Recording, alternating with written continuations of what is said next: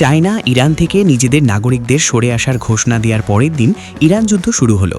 এবার ইসরায়েল থেকে নিজেদের নাগরিকদের সরে আসার জন্য নির্দেশ দিয়েছে।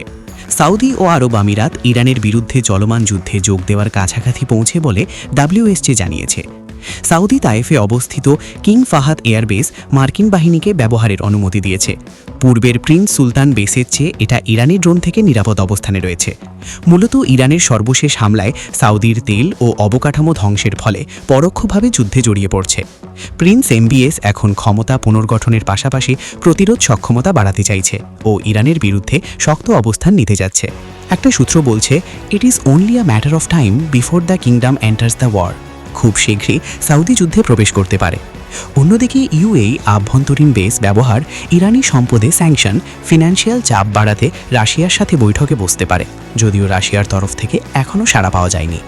এই দেশ শক্ত হাতে আরবে থাকা ইরানি স্কুল, কলেজ, হাসপাতাল, ক্লাব, বিজনেস সেন্টার সমূহ বন্ধ করে দিতে সুযোগ সুবিধা ঘোষণা করছে।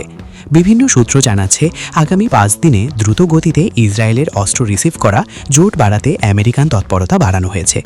ধারণা করছি সব রকম প্রস্তুতি নিতে 14 দিনের মতো অতিবাহিত হতে পারে ও এই সময়ে হরমুজ দখলের চেষ্টা করতে পারে, অথবা চূড়ান্ত প্রস্তুতি নিয়ে ইরানের উপর গোটা পশ্চিম ও আরবের শক্তিগুলি একযোগে হামলা করতে পারে।